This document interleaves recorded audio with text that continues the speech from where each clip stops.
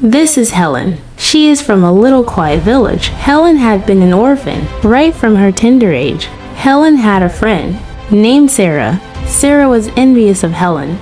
She always wanted everything that Helen had, especially Helen's boyfriend, Michael. One sunny day, as Helen went to fetch water from the river, her foot touched something hard beneath the water's surface. Curious, she pulled it out and discovered a shining piece of gold. Not knowing its worth, she excitedly showed it to Michael, her boyfriend. However, Michael had a streak of greed within him. He took the gold from Helen's hands and questioned its origin. She told him she had found it in the river and inquired about what the beautiful stone might be. In his greed, Michael lied and said it's just a useless stone in which he will throw away. He sold the gold to a local goldsmith who marveled at its beauty and asked Michael where he found such a precious gem. Michael lied and said, "My late grandfather gave it to me before he died." From the gold money, he became wealthy. With his newfound wealth, Michael's true character emerged as he lived in the influence of money. One day, at a party in his neighborhood, his eyes constantly lusting toward women with curvaceous figures. Sarah, who had always wanted Michael, saw this as an opportunity. She went to an herbalist who gave her a potion to get a curvy and seductive figure she desired. With the potion, she transformed to her desired curvy shape. Sarah seduced Michael away from Helen. Michael, intoxicated by his newfound wealth, broke Helen's heart and told her to leave as he was no longer in love with her. Helen, heartbroken with nowhere to go, cried herself to sleep in her tiny hut. The next day, she went to beg Michael to her shop. She discovered Sarah in his arms. Devastated, Helen ran away and ended up at the river heartbroken. She cried by the river's bank. After a while, she bathed in the river to cool down. She felt the same object under her foot. It was the gold. She picked it. At the riverbank was a prince who often rode his horse alone. Came to the river to let his horse drink from the clear waters. Startled by his presence, Helen screamed. Out of kindness, he offered to give her a ride back to her home. Upon arriving at her humble dwelling, Helen, out of habit and gratitude, offered the prince a chair to sit. As she bended it, the gold she had found fell from her clothing. The prince's eyes gleamed with curiosity. He took a closer look at the stone. Intrigued, he inquired where she got it from.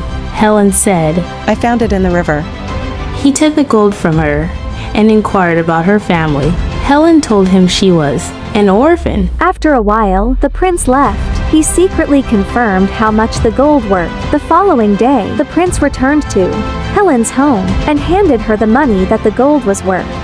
Helen was overwhelmed and shocked. Prince explained that the piece of stone he took from her was gold. He didn't let Helen know he was the buyer. She thanked the prince and she was happy. As time passed, the prince and Helen became friends and dated in secret. All this while, Helen continued to find gold from the river. It was a gift, mainly for her, as the pieces of gold appeared only to her. The prince advised her not to tell anyone about the gold to avoid evil people from attacking her.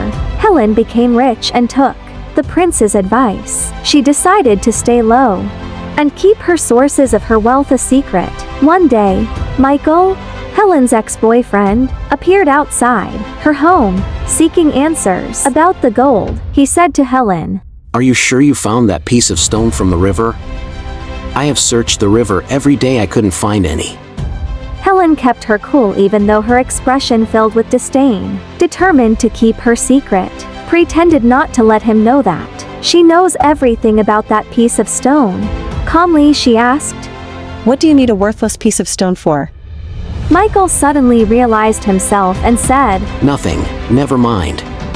And then he noticed how radiant and beautiful Helen had become after their breakup. Observing his lustful eyes towards her, Helen told Michael to leave her home, and Michael left. One day, the prince decided to introduce Helen to his parents.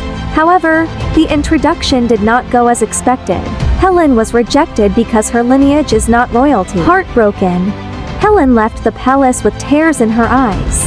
The prince, who who was deeply in love with her, consoled her. Knowing that he cannot challenge his parents' authority, he proposed a plan and suggested that Helen move to another community. He also proposed a business idea for her. He said with the business, people won't question Helen's source of wealth or get to know about the gold. Helen reluctantly agreed and left with her belongings. In the new village, Helen thrived. She established a wine production business. The prince visited her in secrets, cherishing every moment they spent together. Also, in the new village, the gold still appears to only her in the river, and her wine became the best-selling brand in the region. Helen smiled and thanked the universe. Back in her homeland, Sarah, her envious girlfriend, had complications from the herbal medicine she took to attain her desired body shape. The complications was severe, which led to her whole body shrunk, leaving her with a severely distorted figure.